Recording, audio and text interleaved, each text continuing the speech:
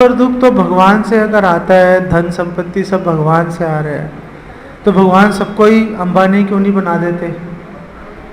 नहीं, किसी को दुख होना ही नहीं चाहिए। ये जो प्रश्न है चंद्र प्रभु का, ये प्रश्न जो है विदुर जी ने पूछा था मैत्रेय मुनि को, और इसका वर्णन हमें मिलता है भागवतम के 3 स्कंद के 7वें अध्याय में। और विदुर जी ने जो चंद्र प्रभु का प्रश्न है उससे एक कदम और आगे बढ़ गए। वो उन्होंने बोला कि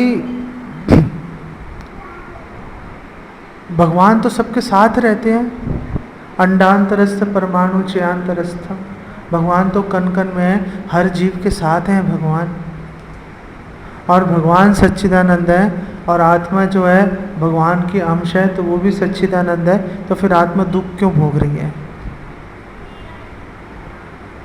है ना? यही तो प्रश्न है आपका। अर्जुन ने भी यही प्रश्न पूछा भगवत गीता में भागवतम से। हाँ, बलात् इव नियोजिता कि अनिच्छन अपि माम, हे कृष्णा हे वार्ष्णेय, मैं पाप नहीं करना चाहता, लेकिन फिर भी ऐसा लग रहा है कोई जबरदस्ती मुझसे पाप करवा रहा है, तो पाप कोई करेगा तो उसका फल भुगतना पड़ेगा, दुख के रूप में, कष्ट के रूप में। तो अर्जुन ने भगवान कृष्ण से पूछा कि ऐसा तो नहीं है कि आप मुझसे पाप करवा रहे हो और भुगत कौन रहा है? मैं। आप तो आराम से बैठे हो, भोग लग रहा है आपको, लेकिन कष्ट कौन पा रहा है? कष्ट मैं पा रहा हूं, है ना? दो चीजें हैं इसके अंदर, कई सारी चीजें हैं वैसे तो, लेकिन मुख्य रूप से दो है कि पहली बात यह है कि कुछ भी करने की शक्ति कहाँ से आ रही है? कुछ भी करने की शक्ति भगवान से आ रही है, लेकिन वो काम करने की इच्छा कहाँ से आ रही है? वो काम करने की इच्छा जीव की स्वतंत्र, जो जीव को स्वतंत्रता प्राप्त है वो उससे आ रही है। जो जीव को स्वतंत्रता प्राप्त है रजोगुण से लक्षित होती है। तो भगवान कह रहे हैं कामेश क्रोधेश रजोगुण समुद्भवा, कि जो तुम्हारे मन में इतनी भोग करने की इच्छा है उसका नाम रजोगुण है, और रजोगुण से पाप करने की वृत्ति पैदा होती है। तो आपका क्या रोल है इसमें? आप क्यों नहीं रोक देते इसको?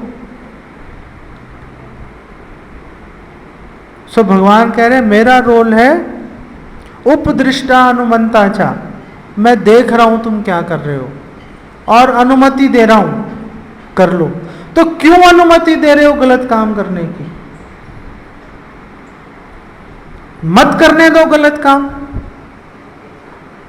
नहीं, जायज बात है। आपको पता है एक काम गलत है, आप मत करने दो, रोक दो ना हमें वो गलत काम करने से।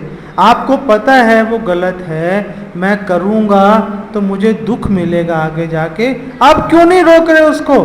आप तो परमपिता हो। तो भगवान कह रहे हैं मैं रोकना चाहता हूं, लेकिन तुम कहना नहीं मान रहे, तुमने जिद पकड़ ली है।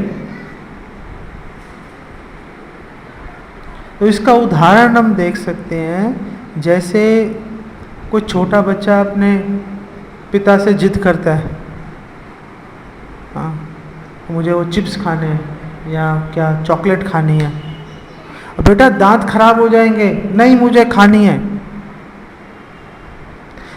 लेट गया जमीन पे, उल्टे सीधे हाथ पैर मारे, तो पिता क्या करेगा? चॉकलेट लाने के पैसे किसने दिए? किसने दिए? और किसने उस बच्चे को कहा जा भैया तू चॉकलेट ले आ? लेकिन जिद किसकी थी? दांत किसके खराब होंगे? बस फिर हमारी जिद है, भगवान नहीं चाहते। इसीलिए भगवान ने शास्त्र दिए, भक्त भेजे जो सही और गलत का फर्क बता सकें। लेकिन हम जिद पकड़ के बैठे हैं, हम तो ऐसे ही करेंगे। और क्योंकि हमारी जिद है इसलिए भगवान कहते हैं ठीक है कर लो भाई, भुगत लेना। तो हम भुगतते हैं फिर उसको, और उसको बोलते हैं कष्ट।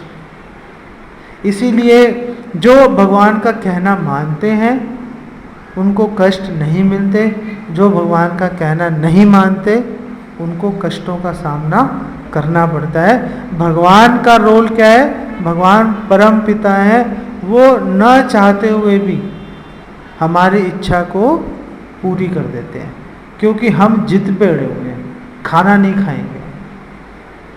आप जिद छोड़ दो, आपके कष्ट खत्म हो जाएंगे।